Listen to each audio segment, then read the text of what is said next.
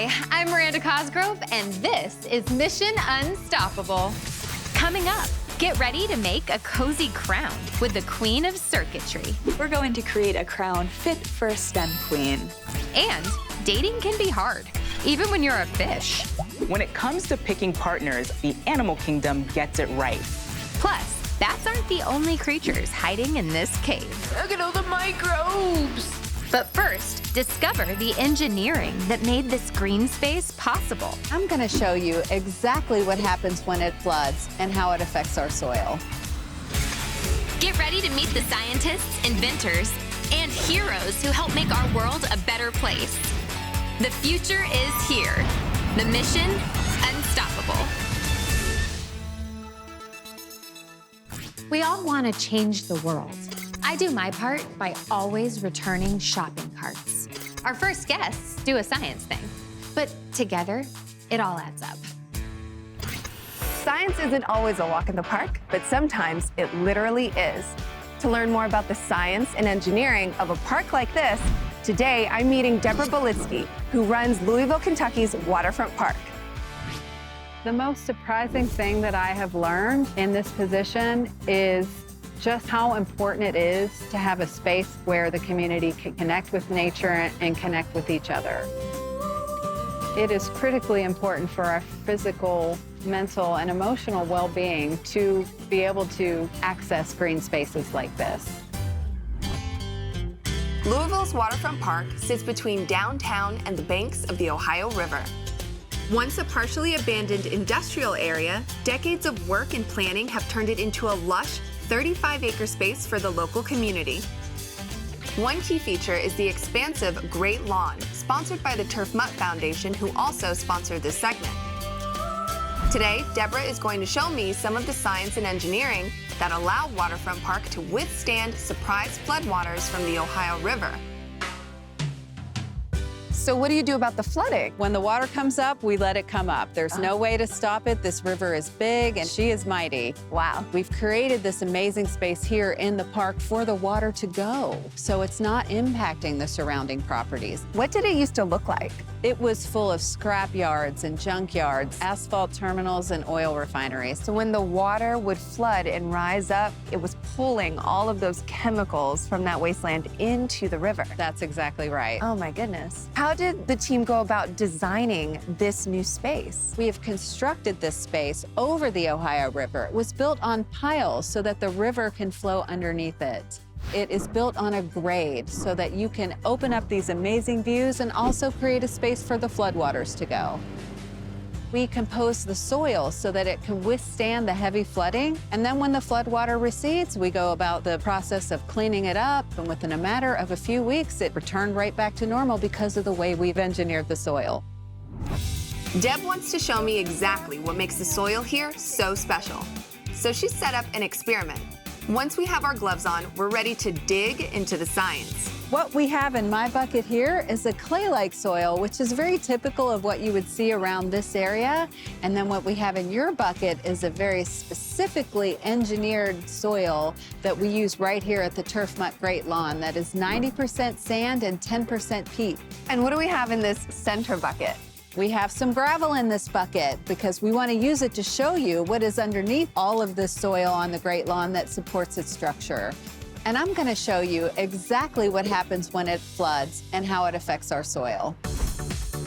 We start the experiment by putting a few scoops of our gravel at the bottom of our test tubes. I think it looks good. All right. Once we're sure they're at about the same height, we add in our dirt.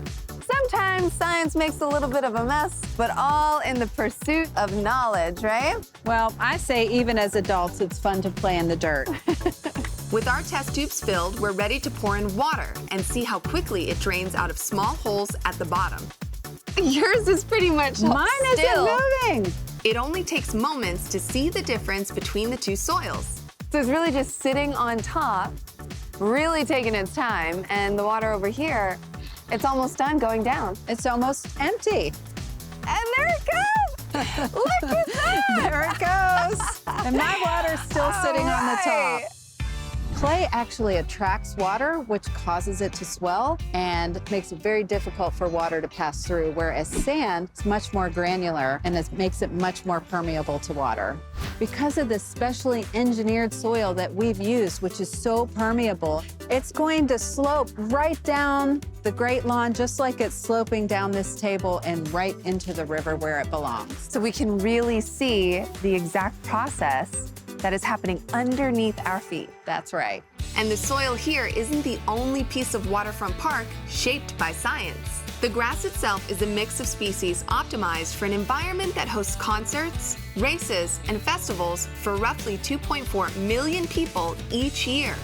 Wide paths are graded and curved for maximum accessibility, and a 130-year-old railway bridge was re-engineered to serve pedestrians connecting Kentucky and Indiana across the Ohio River. Thank you so much, Deborah, for an incredible day. It was so interesting learning about the science behind urban green spaces. But before I go, I do have one more question for you. What's that? Can we go walk over to Indiana for some lunch? Let's go. Let's go take a walk. I like my circuits like I like my blankets. Soft. Christina Ernst will show us how it's done.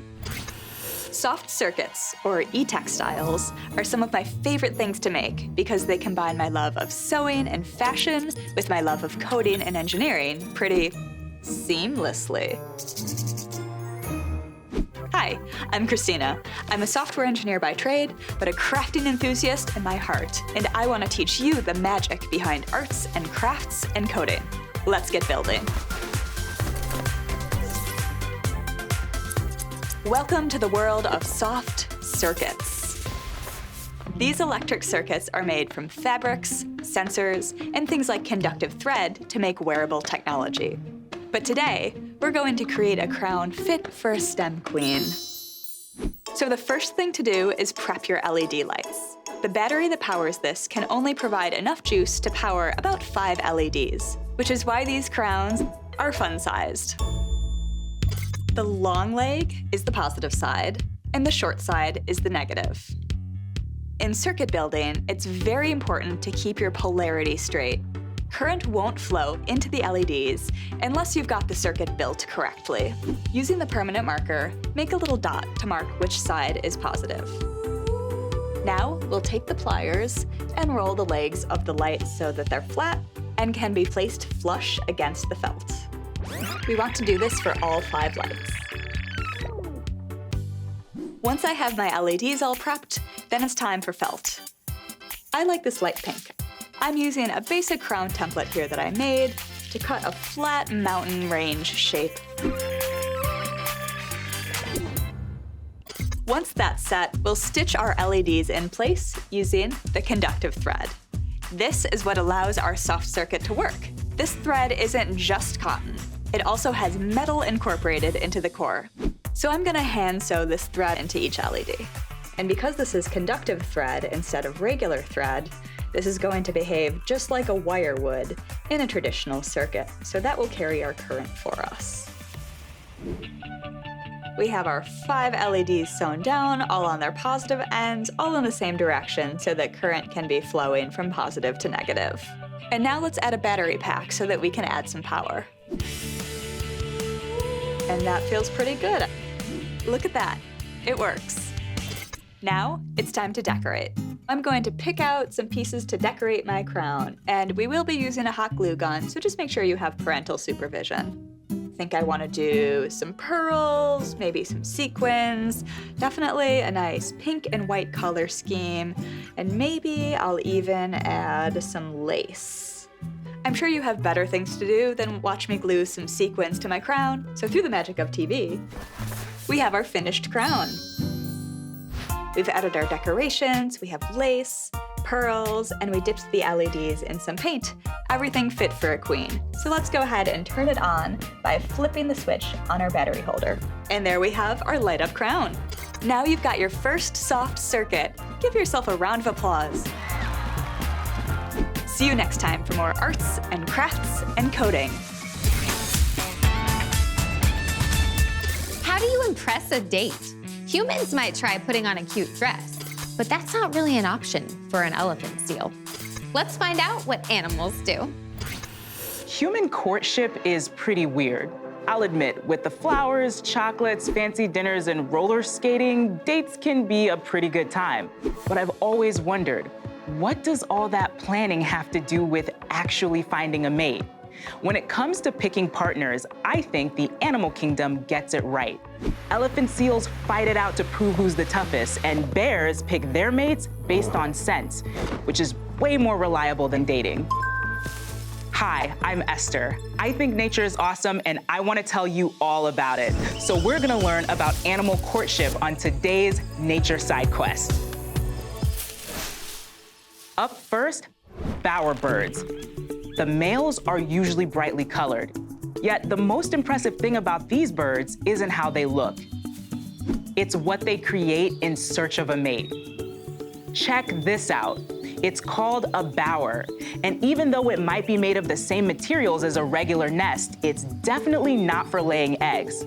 Spoiler alert, it's for attracting a mate. These intricate feats of engineering can take up to 2 months for a male bowerbird to build. And once the construction period is over, then comes the interior design. Decorating can include seeds, shells, leaves, lichens, berries, or even trash. Each species of bowerbird uses items that it finds attractive. To you and me, that might look like a bunch of trash strewn about some sticks, but to a female bowerbird, it's a mid-century dream. Take this guy, for instance. This bowerbird looks black, but his feathers are actually blue. So when he's looking to decorate, he picks up anything blue, including these plastic bottle caps. Male bowerbirds improve their engineering skills over the course of their lives. So if this first build doesn't work out, he's still got a bright future ahead of him. We mostly associate mating dances with birds, but our next creature may have better moves than any bird I've ever seen. This is the peacock spider. This thing is tiny. I mean, really tiny, like a piece of oatmeal tiny, like 4 millimeters across tiny.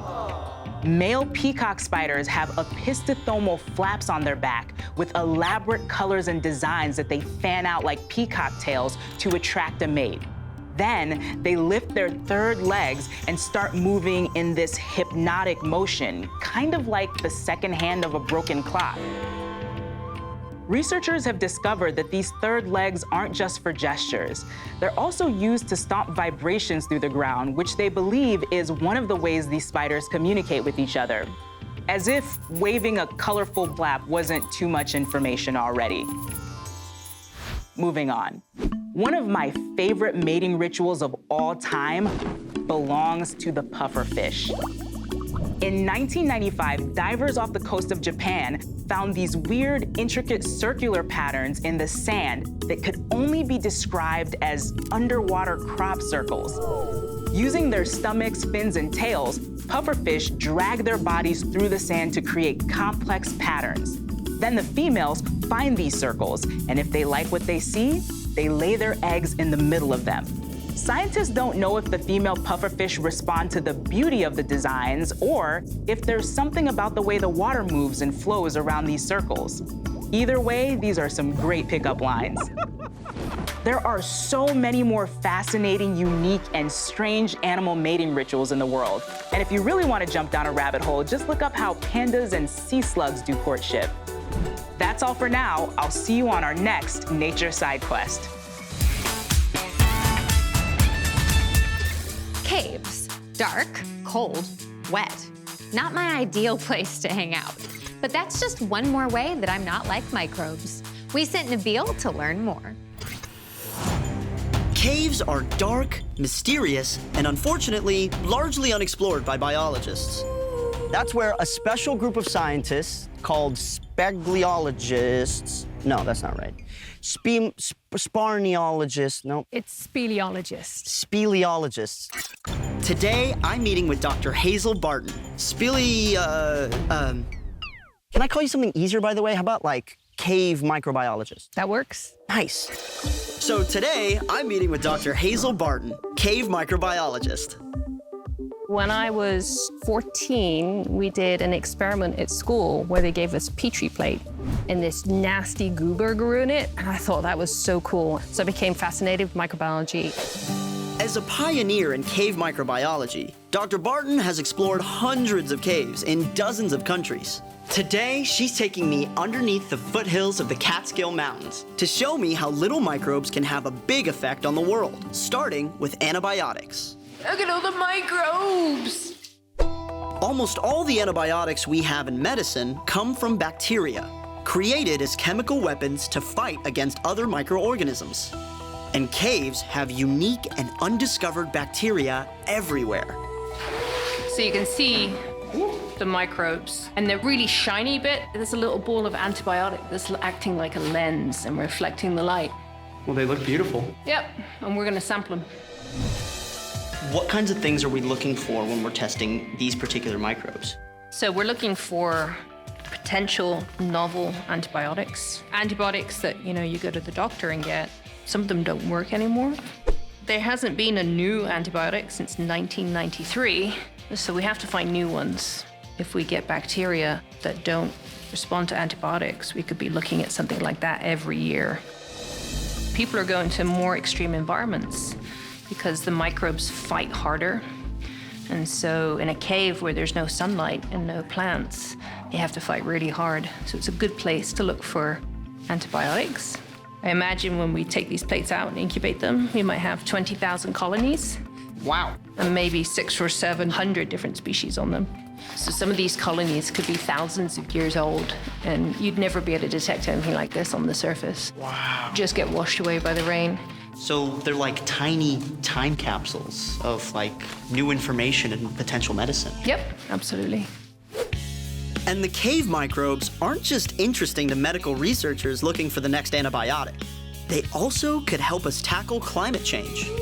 So this rock here, right, this is what the cave is made out of. And this is a calcium carbonate. We call it limestone. Calcium carbonate has a lot of calcium in it. And when microbes grow on it, they dissolve the rock just a tiny bit, and they release the calcium. And the calcium is actually toxic to bacteria. So to get rid of that calcium, what they do is they actually turn it back into calcium carbonate just like this. So these microbes basically take something dangerous and turn it back into rock. A little process with big implications.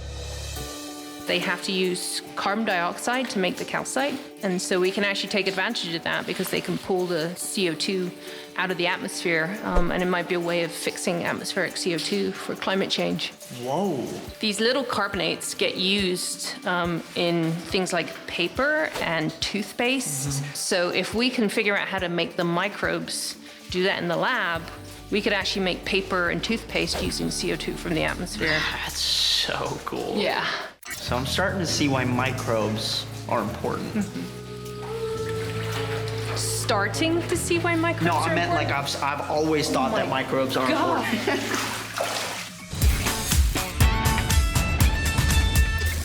Welcome back. Before we go, we have one last thing. My advice to young people is to always do your best. Always do right by people, and good things will happen. If you're going to be a good scientist, you have to fail. A failure is as important, if not slightly more important, than figuring things out. That's all for this week's Mission Unstoppable. We tried to get a pendulum expert in, but we just couldn't swing it. Bye.